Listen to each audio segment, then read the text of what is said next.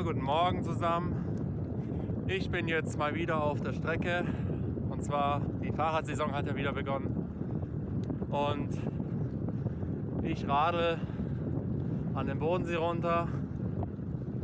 Ja, ich freue mich echt total. Das Wetter ist gigantisch geil und ja, freue mich jetzt auf die kommenden Etappen. Und ich kenne ja auch schon zum Teil die Strecke. Ich bin ja vor 2 Wochen, als es sehr kalt war, runter bis nach Hof geradelt. Aber es war wirklich sehr kalt, oben im Vogtland auch. Und ja, jetzt kommt so richtig dieser Ehrgeiz oder auch einfach dieses Fernweh mit dem Fahrrad wieder eine große Strecke zu radeln, genau. Ich befinde mich jetzt gerade noch im Flachland zwischen Leipzig und Altenburg. Also Altenburg liegt jetzt nur noch von mir hier 10 Kilometer entfernt und danach geht es Richtung Blauen und vielleicht schaffe ich sogar noch Hof heute bis nach Bayern. Und ja, wir werden sehen, wie weit ich heute komme, also möglichst weit, wenn es geht, genau. Ja, ich bin gerade durch Reichenbach im Vogtland gefahren und ja, es ging erstmal von, wenn man es richtig sieht, ja, von dort hinten bin ich gekommen. Dann ging es erstmal 18% mit 18% Gefälle nach unten und ja, und das Ganze dann wieder auch hoch. Ich befinde mich gerade auf 450 Metern. Wie gesagt, schon im Vogtland oben und man kann schon da hinten das Gebirge sehen. Hier. Das Gebirge, das höhere Gebirge. Und hinten ist die Grenze schon zu Tschechien. Genau. Und jetzt geht es erstmal weiter Richtung Westen. Hier die Straße weiter nach, ja, Richtung Blauen. Also von hier jetzt noch bis nach Blauen sind es gute 15 Kilometer. Und ja, dann bis Hof weiter sind es noch so 25. Genau. So, das Fahrrad läuft auch noch alles ganz gut, super. Und genau, jetzt geht es erstmal ein bisschen eben weiter.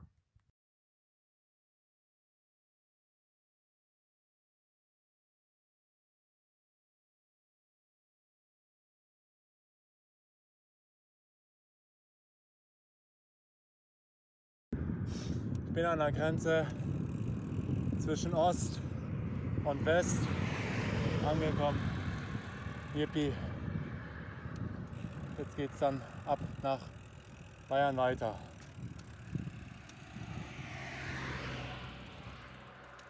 So sieht's aus. 560 Höhenmeter, 115 Kilometer später.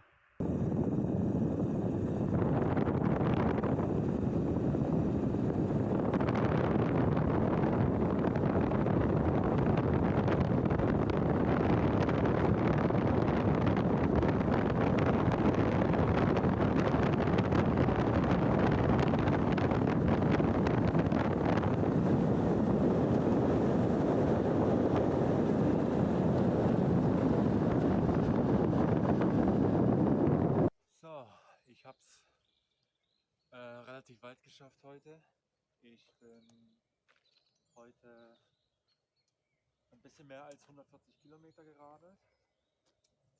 Und ja, also heute war eine sehr große Bergetappe. Das war natürlich schon echter Wahnsinn. Ich hätte nie gedacht, dass das Vogtland so viele Höhen und Tiefen hat. Und darüber hinaus habe ich dann immer wieder gehofft, naja, wann komme ich ein bisschen mehr voran? Ich wollte eigentlich heute 150 Kilometer fahren, aber leider konnte ich das nicht, weil ich irgendwie, wie gesagt, mit den ganzen Höhen und Tiefen, das war schon echt Wahnsinn. Das hat sich ja kaum ausgeglichen. Ich befinde mich jetzt auch allerdings auf 560 Meter Und ja, ich hoffe natürlich jetzt, dass die Nacht nicht so kalt wird deswegen, weil ich wollte eigentlich noch bis nach Kulmbach kommen. Aber Kulmbach liegt dann schon noch mal ein Stück weg. Also das wären jetzt vielleicht noch knapp 30 Kilometer gewesen. Aber ja, mache ich es halt morgen. Genau. Ja, und wie gesagt, die Bedingung war eben auch, dass ich irgendwie nicht so auf so einer Höhenlage zelte. Aber ich hätte leider jetzt noch so viel Höhenmeter fahren müssen, bis es dann richtig runtergegangen wäre. Also Kulmbach liegt ja so auf 350 Metern. Und ich hätte jetzt nochmal so ungefähr auf über 600 Meter hochfahren müssen. Und irgendwie, ich hatte auch nicht mehr so ganz viel Energie. Ja, aber ich bin relativ zufrieden. Im Großen und Ganzen kann ich sagen, sehr schönes Wetter. Es war sogar so schön, dass ich meinen ersten Sonnenbrand dieses Jahr bekommen habe. Und ja, ich hoffe, also es ist jetzt kein schlimmer Sonnenbrand oder so. Es ist halt ein bisschen nervig. Ne? Vor allem morgen soll ja auch wieder so richtig die Sonne scheinen und sogar noch ein Ticken wärmer werden. Ja, aber vielleicht habe ich ein bisschen Glück und komme mehr in den Wald. Und ja, das Fahrradfahren ist so wie jede Tour, voller Überraschungen und natürlich auch ähm, zum Teil auch ein sehr großer Kampf, den man überwältigen kann, soll. Aber wie gesagt, das kennt man ja alles schon, oder beziehungsweise ich kenne das ja schon so alles. Ich bin ja schon relativ viele Radtouren geradelt. Und ja, jetzt freue ich mich allerdings auf mein schönes Bett hier, mein Zelt, meine Übernachtung heute. Und ja, wie gesagt, ich hoffe einfach, dass die Nacht nicht so kalt wird. Also ungefähr denke ich schon so 5 Grad wird's. Auf 5 Grad wird es ungefähr runterfallen, die Temperatur. Nur wenn es zu kalt ist, ist es natürlich auch nicht so angenehm. Aber gut. So eine Radtour, wie gesagt, ist ja immer von Überraschungen geprägt und ja, genau. So sieht jetzt mein Zelt aus. Relativ schnell und zügig aufgebaut und ich freue mich jetzt auf alle Fälle da reinzuspringen. In dem Fall, gute Nacht. Guten Morgen zusammen. Ich bin gerade von den wunderbaren Vögeln aufgewacht worden. Vielleicht hört man sie noch im Hintergrund. Also vorher waren die irgendwie viel, viel lauter. Aber naja, das kann ja noch Gutes heißen. Genau, also es ist jetzt 6:45. Man sieht auch schon, es wird langsam heller. Und ja, es ist sehr kalt. Wie schon gedacht, 5 Grad, aber es ist doch noch viel kälter geworden. Es ist bis auf 3 Grad hinuntergekühlt. Ja, ich habe eigentlich die Nacht relativ gut überstanden. Mir war bis auf den Fußspitzen, Zehenspitzen ein bisschen kalt geworden. Aber der Schlafsack hat eigentlich sonst alles ganz gut isoliert, warm gehalten. Ja, jetzt geht es ja dann gleich weiter nach Kulmbach. Ich möchte auch noch heute bis nach Erlangen kommen. Und ja, wer weiß, wo meine Etappenziel mich heute noch hinführt. Ich hoffe, dass ich irgendwie noch so bis 50 Kilometer vor Nördlingen komme. Und ja, bin ich eigentlich auch relativ zufrieden. Das wären dann auch nochmal so um die 140 bis 150 Kilometer bis dorthin. Und ja, dann habe ich auch schon einen großen Teil von Bayern geschafft. Dann geht es dann relativ stark nur noch in den Süden hinunter. Ja, in dem Fall bis dann.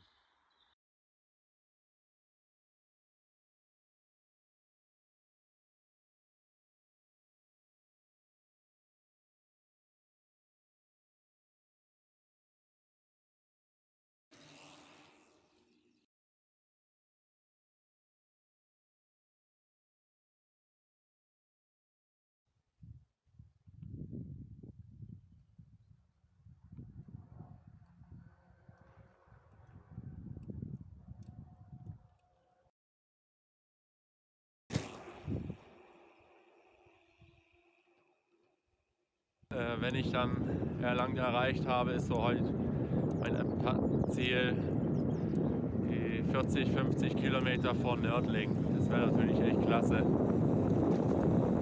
Genau. Dann ist eigentlich relativ entspannt.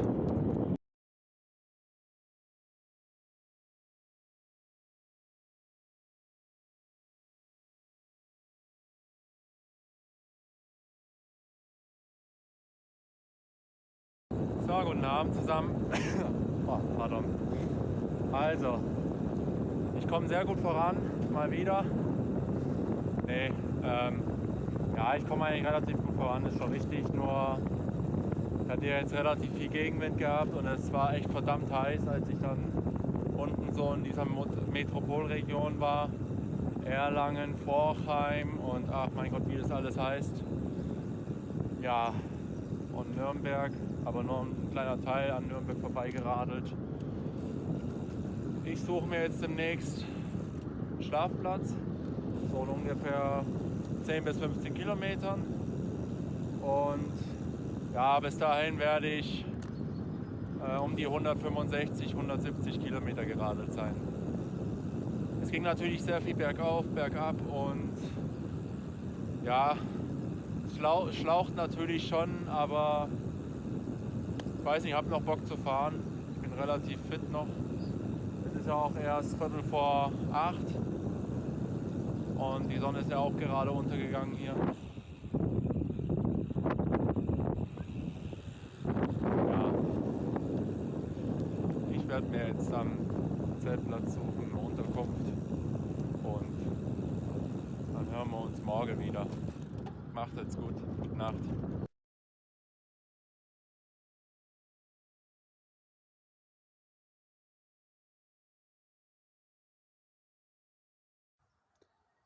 Guten Morgen. Oh. Ich bin ja ein bisschen später aufgewacht, als der Wecker geklingelt hat. Hab zwar den Wecker gehört, aber nee, irgendwie, ich hatte nicht so eine gute Nacht gehabt. Zum einen haben die Wildschweine immer so ich weiß nicht, wie man das nennt in der Fachsprache, rumgequiekt. Ja, aber es ist wirklich, ich hab, ich hab echt irre an der linken Schulter irgendwie eine Verzerrung, weil der Boden war echt nicht so hart, weil der Boden war echt hart und also das ist mir noch nie passiert, auch als ich schon immer so auf harten Böden geschlafen habe. Aber das ist irgendwie das erste Mal, dass ich so richtig links ein bisschen Schmerzen habe. Aber vielleicht habe ich das mit ein bisschen Dehnen ausgeglichen dann. So ein bisschen. Also, ja. Ein Indianer erkennt ja keinen Schmerz, bekanntlicherweise. Ja, ich sehe jetzt so, dass ich aufwache. Es ist jetzt 7:30. Ich kann jetzt auch schon die Sonne an den Bäumen sehen. Also wie die Sonne gegen die Bäume strahlt. Und ja, ich hoffe jetzt, dass ich wirklich jetzt schnell hochkomme und ja, also trotzdem in Ruhe, also jetzt nicht hier Rambazamba, sondern genau, ich muss ja noch ein bisschen was frühstücken. Ja, ich denke sowieso, dass ich dann erst so 8:45 dann richtig auf der Strecke wieder bin. Genau. So sieht es aus, wie ich aufgewacht bin. Es war heute zum Glück nicht so ganz kalt. Es waren nur 5 Grad.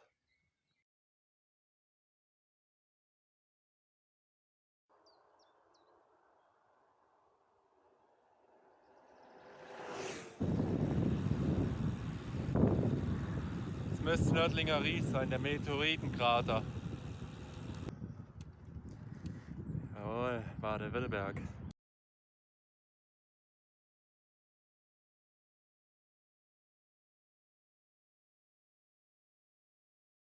Mal sehen, damit man mich nochmal sehen kann. Ja, also ich befinde mich jetzt 8 Kilometer vor Illertissen. Es ist der letzte Tag und ja, ich freue mich natürlich, was ich ja schon vorher gesagt habe. Und ja, es ist immer so eine zwiegespaltene Sache. Einerseits, man sagt sich, schön so eine Tour zu machen. Andererseits sage ich mir auch, ja, ist dann auch mal schön wieder im Bett zu liegen. Ne? Ja. Ja, ich bin jetzt schon 445 Kilometer geradelt und habe noch weitere 100 Kilometer vor mir. Der Streckenabschnitt wird noch die Etappe wird noch durch Illertissen führen, wie schon gesagt, an Memmingen vorbei. Also es ist ein relatives Plateau jetzt, was kommt. Zum Glück, nach dem, was jetzt an hügeligen Etappen war. Ja, dann geht es langsam ins Allgäu hoch, ins Westallgäu nach Leutkirch. Dann geht es noch ein bisschen nach oben. Aber das ist nicht schlimm, ich kenne die Strecke, die habe ich ja schon achtzelige Mal gefahren. Ja genau, Leutkirch und dann kommt das höchste, auch überhaupt die höchstgelegenste Etappe von der ganzen Strecke mit 750 Metern. Und danach geht es eigentlich nur noch, so gut wie nur noch bergab bis nach Lindau. Und Lindau liegt ja dann nur noch auf 400 Metern wieder, genau. Ja, so sieht's aus, genau. Ja, die Sonne, die wird wahrscheinlich heute wieder sehr stark werden. Ich werde wahrscheinlich dann wieder mit Jacke fahren, damit ich einfach ein bisschen meine Haut schützen kann. Und ja, alles andere wird sich noch zeigen. Der Tag ist ja voller Überraschungen. Heute gönne ich mir mal leckere Croissants zum Feiertag, zum Karfreitag mit einem schönen Mühlenspicker. Alles natürlich vegan, gut, außer die Buttercroissants. Aber naja, ist wunderschön hier.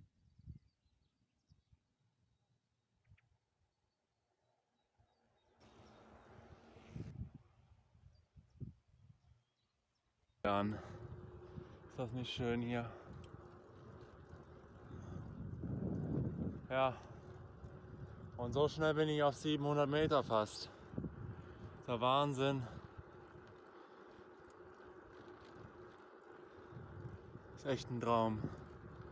Das kriegt man gar nicht mehr so mit, wenn man in Leipzig wohnt und diese hohe Landschaft, dieses sausaftige Grün. Mensch, wenn ich eine Kuh wäre, du, ich würde hier den ganzen Rasen fressen oder mähen. Einfach ein Traum. Ich würde mich da als Kuh so wohlfühlen. Ja, dafür ist ja auch das Allgäu ganz relativ bekannt. Ne? Ja, wirklich ein Traum. Ist das nicht geil? Das nenne ich mal Allgäu.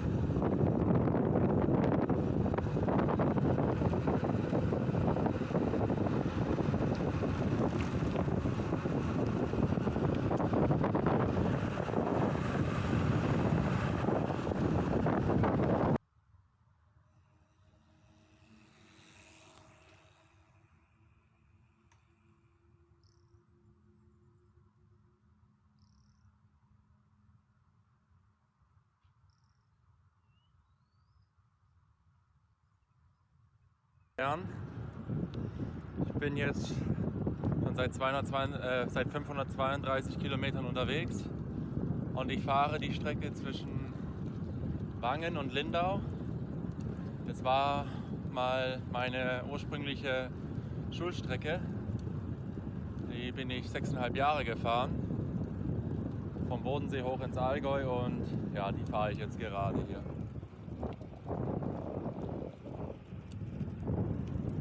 Ja, allgemein, die bin ich ja jedes Jahr, also jeden Tag bin ich die gefahren, die Strecke.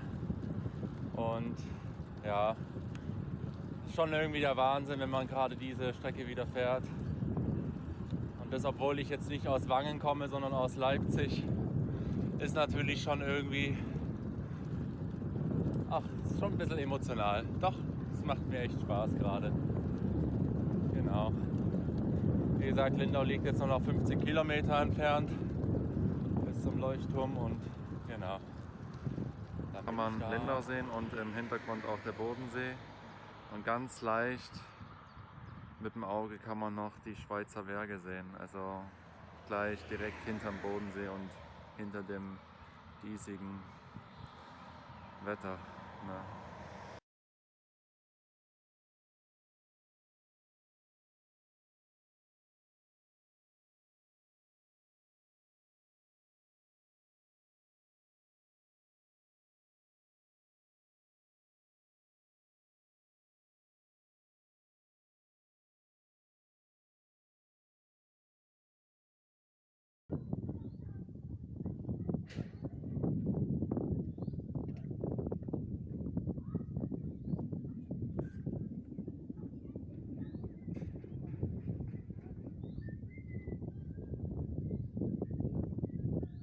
Gerade hier auf dem Fender, der Hausberg von Bregenz in Österreich. Und ja, heute haben wir mal schönes Wetter.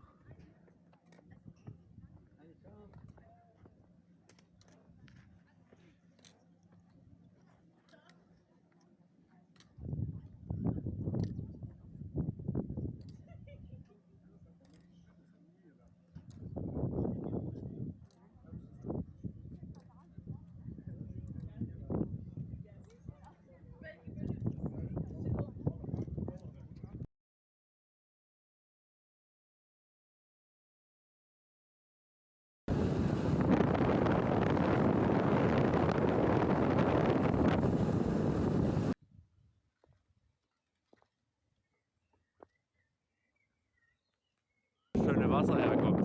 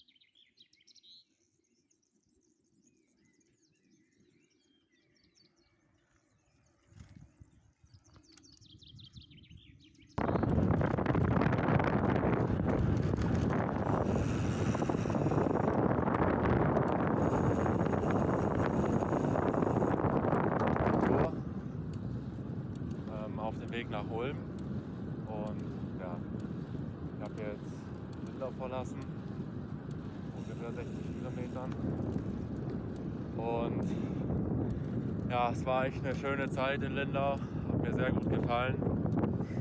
Das Wetter war leider Anfang letzter Woche ein bisschen winterlich, ein bisschen Schnee gab es und war auch sehr kühl, sehr windig. Aber ich habe die Zeit trotzdem ganz gut genossen dort. Die gute alte Heimat. Ja, und jetzt fahre ich so meine letzte Etappe noch, bis ich dann in den Zug nach Leipzig einsteige. Und ja, meine Etappe führt nach Ulm, noch zu einem Kumpel. penne dann noch bei ihm und morgen am Montag in aller Frische geht es wieder nach Leipzig. Ja, was gibt es sonst noch so zu sagen? Genau, ich habe dann wieder Vorlesung am Dienstag. Das Alltagsleben beginnt wieder. Aber ich fühle mich ganz, wie sagt man in der Anglizismussprache, refreshed. Noch lache ich. Aber naja, alles wieder online. Ich bin überhaupt nicht so dieser Online-Typ. Also Online-Learning. Aber naja, muss man halt durch. So wie die letzten 6 Monate der Einsamkeit. Und ja, ist einfach so. Ich hoffe, dass ich das Semester dann auch irgendwie gut hinbekomme. Es wird wahrscheinlich weniger Aufwand sein. Immerhin ein Modul weniger als jetzt noch das letzte Semester. Und auch ein bisschen weniger Mathematik. Eher da mehr die Meteorologie. Das, warum ich eigentlich dieses Studium mache, also dieses Fach studiere. Das ist ja ein Kindheitstraum von mir gewesen, schon immer. Und ja, ich bin eigentlich so ganz zufrieden. Also ich könnte mir das jetzt so keinen anderen Studiengang vorstellen, sagen wir mal so. Besser war natürlich Präsenzunterricht oder zumindest Hybridunterricht. Aber ich denke, dieses Semester müssen wir Studenten dann nochmal leider alles online machen. In Leipzig bin ich dann so gut wie allein. Und ja, ich versuche das Beste draus zu machen und ich freue mich jetzt noch auf die letzten 60 Kilometer. Morgen dann eine Zugfahrt von 7,5 Stunden mit Maske. Mag ich überhaupt nicht, aber gut, ich glaube, da sind viele meiner Meinung. Ja, das ist, wie gesagt, das Alltagsleben eben, genau. Ich melde mich dann nochmal in Ulm. Bis dahin. Rückenwind!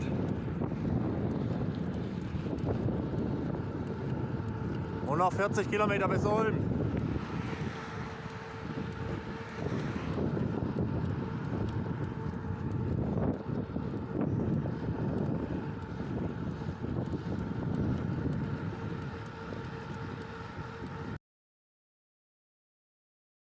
Ich habe Ulm erreicht. Eine Wahnsinnsdurchschnittsgeschwindigkeit von über 22 km/h.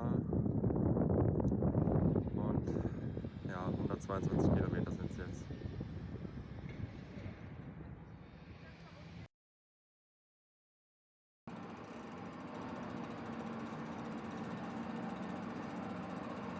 So, angekommen nach einer 7-stündigen Zugfahrt.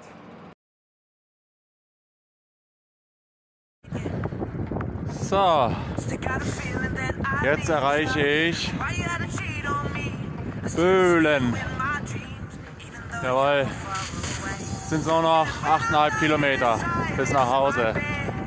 Wird immer besser irgendwie, ich fühle mich immer fitter. Oder auch besser gesagt, fast gute Nacht. Es ist jetzt 11:15. Hab jetzt von Leipzig 18 Kilometer geschafft. Es läuft hervorragend. Freie Straße. Das will man mehr, man kann es mal richtig ausnutzen, als sonst manchmal auf diesen hässlichen Radwegen zu fahren. Ja. Ich bin heute 7 Stunden mit dem Zug gefahren und es war echt verdammt anstrengend. Ich musste ja zweimal umsteigen, genau. Also es war noch wenig vergleichsweise, wie ich es hätte sonst nehmen können. Ich musste in Donauwörth umsteigen und in Nürnberg. Und in Donauwörth wäre mir fast der Zug vor der Nase weggefahren. Oh mein Gott, und das war ja so scheiße, auf dieses Gleis da hinzukommen. Zum einen war irgendwie so eine kleine Baustelle und es war irgendwie eine totale scheiß Umleitung, um auf dieses Gleis 3 zu kommen von Gleis 7. Und dann musste ich das Fahrrad zweimal die Treppe hochhieven. Ey, ich bin fast gestorben mit der Maske da oben. Aber dann kam gerade der Zug dann an. Und der ist dann so weit vorgefahren, als ich da oben angekommen bin auf dieses Gleis 3. Und ja, habe dann echt Panik bekommen, weil ich gedacht habe, scheiße, der fährt gleich ohne mich weg. Ich musste so weit vorrennen, bis dann dieses Fahrradabteil kam und dann konnte ich endlich reingehen. Ja, dann habe ich kaum das Fahrrad abgestellt, fuhr der Zug schon los. Also drin abgestellt. Ja, und dann ging es dann entspannt weiter nach Nürnberg. Und von Nürnberg aus musste ich dann 4 Stunden bis nach Leipzig fahren. Das hat sich echt irre gezogen. Und es war aber eine schöne Strecke. Also ist auf alle Fälle zu empfehlen, diesen Regionalexpress. Ich glaube, der RE13 war das. Das war echt super, eine schöne Strecke. Ging wahnsinns bergauf bis nach Thüringen hoch. Und ja, schön felsig auch. Ja, das hat mir eigentlich dann wiederum ganz gut gefallen. Aber ich bin jetzt doch ganz froh, gleich zu Hause anzukommen. Jetzt habe ich nur noch 5 Kilometer, ja, ein bisschen mehr als 5 Kilometer. Und genau, jetzt sehe ich auch schon die großen Kühltürme, die Böllenwerke. Ja, jetzt ist es wirklich nicht mehr weit. Genau, dann hätte ich dann mit der gesamten Strecke auch am Bodensee, die ich da gefahren bin, so 765 Kilometer in 2 Wochen und wunderschöne Erlebnisse. Also auf alle Fälle kann ich diese Tour auch weiterempfehlen, auch wenn man meinen Daumen jetzt nach oben nicht so sehen kann. So, genau, jetzt muss ich links abbiegen und genau. Dann wünsche ich euch eine gute Nacht und ja, ich hoffe, ihr habt meine glorreiche, erlebnisvolle Tour genießen können.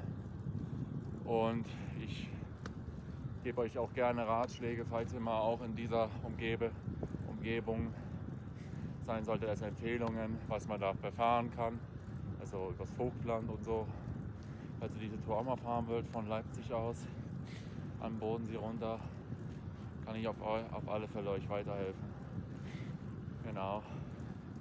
Ich kenne diese Strecke, also ich bin diese Strecke schon öfters gefahren, also runter dann zum Bodensee, einmal von Tschechien aus, ja zweimal sogar von Tschechien aus und jetzt eben mal von der neuen Heimat aus Leipzig darunter. Genau, wirklich wunderschön.